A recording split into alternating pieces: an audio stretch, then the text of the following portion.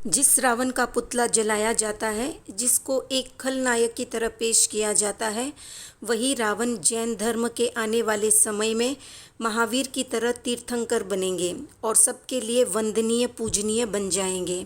हर व्यक्ति अपने जीवन में गलती करता है। इसका मतलब ये नहीं है कि हम हर समय उस व्यक्ति को उसकी गलती से ही जाने और पहचाने। हो सकता है गलती करने के बाद व्यक्ति बदल गया हो, पर हमारी ये कमजोरी है कि हम उसे उसी धारणा से देखते हैं जो जाने अनजाने उससे हो गई है।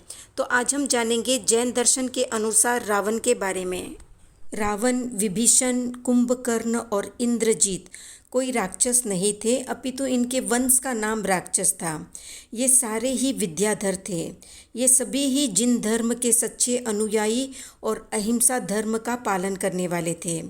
ये कोई भी मांस मदिरा का सेवन नहीं करते थे और ना ही शिकार खेलने जाते थे। रावण के जन्म का नाम दशानन था। जब रावण का जन्म हुआ था तब उनके समीप एक हार था जिसमें उनके 9 प्रतिबिंब और झलक रहे थे। 10 मुख दिखने से उनका नाम दशानन प्रसिद्ध हुआ। उनके 10 मुख वास्तव में नहीं थे।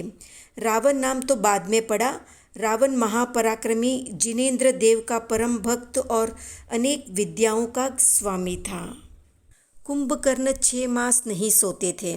वो एक सामान्य मनुष्य के जैसे ही रहते थे। रावण तो भविष्य में तीर्थंकर होंगे। इंद्रजीत और कुंभकर्ण युद्ध में नहीं मारे गए।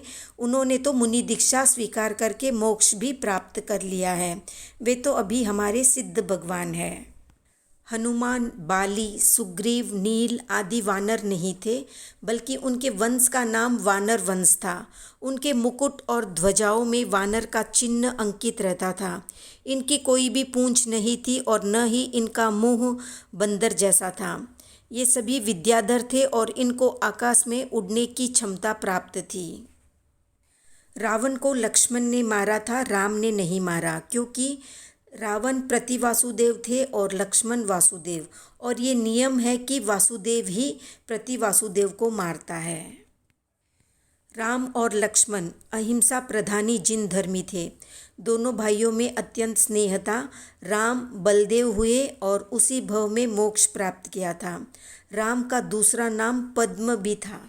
जैसा कि कहा जाता है कि राम लक्ष्मण हिरण का शिकार करने के लिए गए थे और तभी रावण ने सीता का हरण किया था।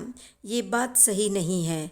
राम और लक्ष्मण खरदूषण से युद्ध कर रहे थे, तभी रावण ने छल से सीता का हरण किया था।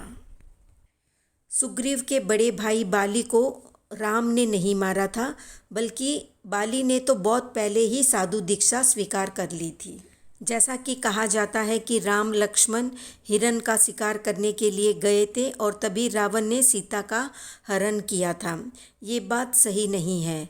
राम और लक्ष्मण खरदूषण से युद्ध कर रहे थे, तभी रावण ने छल से सीता का हरण किया था। सुग्रीव के बड़े भाई बाली को राम ने नहीं मारा था, बल्कि बाली ने तो बहुत पहले ही साधु दीक्षा स्वीकार कर ली थी। हनुमान, बाली, सुग्रीव, नील, महानील, रावण के कई पुत्र, कुंभकर्ण, इन्होंने जैन दीक्षा स्वीकार की और महान तप द्वारा मोक्ष को प्राप्त किया।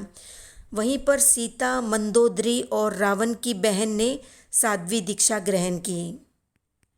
सीता के 2 पुत्रों का नाम जैन ग्रंथों में लवन और अंकुश मिलता है, जिसे आजकल की भाषा में लव और कुश के नाम से जाना जाता है। तो इस तरह से रावण जैन धर्म के उच्च पद तीर्थंकर को शोभित करेंगे और जन जन के आराधक बन जाएंगे।